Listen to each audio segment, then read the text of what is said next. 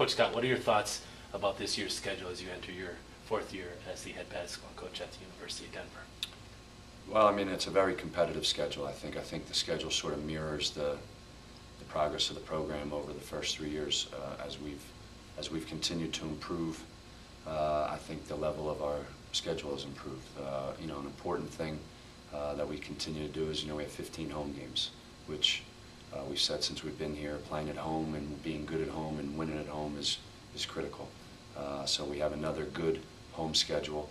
Along with that, we put on there some teams, when you look at the schedule, 10 games against postseason teams from a year ago, 5 games against NCAA postseason teams. So that sort of proves what I'm saying about the schedule being very competitive. A lot of times, you know, it's sort of like recruiting. Everybody says they have a good recruiting year. Everybody says they have a hard schedule. You know, we have the things that back up the facts that say we've upgraded our schedule by the fact that we're playing all these teams that were in the postseason last year, and it's going to be difficult for us, but that's the challenge that our guys need to continue the progress we've made in our program. Okay. Speaking of home, the Pioneers have the 9th longest current home winning streak in the NCAA at 15 games, and your Pioneers are 36-7 at home the past 3 seasons. How do the Pioneers continue that trend with a tough schedule with quality home games against Utah State, Colorado State, Portland, as well as the SVC schedule?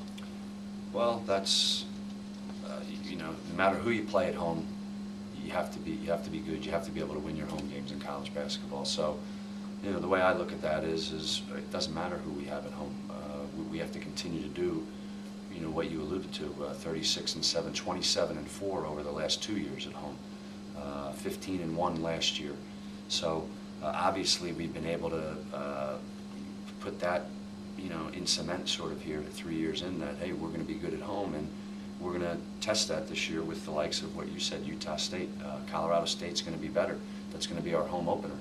That's going to be a very tough game, but again, we need a tough schedule. We need to play those kinds of games, and we also need to have those games on the road, and going to Southern Mississippi, who's going to be very good, is going to help us in the long run. And it all comes down to, you know, your non-conference schedule in college basketball is designed to gear yourself and be ready for your conference league. You know, college basketball is about conference play. It's about being ready for conference play. It's about being good in your conference. It's about winning championships in your conference. We've made progress in 3 years to get ourselves to the point where we're going to find out this year how much progress we're going to make towards that ultimate goal, and I think we have the schedule to challenge us the right way. Okay. It appears that the Sun Belt Conference may be better top to bottom than it has in the past several years, and a lot of teams appear to arise in the west side of the division. What can you tell us about the SBC this season? Well, what I know is what you just said is it's going to be better top to bottom. I mean, over the last couple of years, the conference has gotten better from a coaching standpoint. I mean, you know, the new coach at Louisiana Lafayette, Bob Marlin. I mean, in our league, I think there's at least 9 coaches that have led programs to the NCAA tournament. That says volumes about the league going in the right direction, and I know that tons of teams have players back. You know, North Texas, everybody back. I was at our league meetings in May, and all everybody said was how everybody's going to be so much better this year. You know, top to bottom, everybody's going to be better. So, you know, North Texas are the reigning champion. They returned 4 or 5 starters. They're going to be very good. You know, Western Kentucky's always going to be said, you know, to be good until somebody goes out there and beats them. They're going to be at the top of the league. So, you know, Arkansas State is still going to be good, but they had a key loss with, you know, the rookie of the year, the freshman of the year, transferring out of their place. But again, I think you alluded to it, the West, you know, definitely has improved over the last 2 years. And to be honest with you, some people next year might be saying our half, the West Division, is the stronger half in Sun Belt play. And, you know, like always, I'd like to think that has something to do with us and the progress we've made, because there's no doubt that with 4 or 5 starters back, people are going to be saying those things about us. But the way we look at it is, I don't really care what they say about us. Our guys know what our challenge is. They know that we have to improve. They know what we did last year. They know we have to be better than that, and it's all about us continuing to improve and improve and improve, individually, team-wise, offensively, defensively. If we can improve, then we'll have a better year this year. Okay. Is this the year that the Pioneers can improve their play on the road? Well, I mean, I've been through this before. That's why, I stressed when we got here, being good at home. You can't be good at everything right away when you take over a program. Sometimes I think that's the mistake, that you can get caught up and make that mistake. You have to define some things that you want to click off every single year. And I know in our 3 years, being good at home, getting better offensively, taking care of the basketball, getting better defensively. We've done those things, and this year coming up, it's obviously that challenge for us. We have to be better on the road. We've grown up. We have older guys now. The first couple of years, we're trying to win on the road with young guys, and college basketball is difficult. I think all the pieces are sort of in place there now. Older guys, guys that have played a lot of minutes, and most importantly, guys that have played a lot of minutes that are older, that have won basketball games. We won 19 games.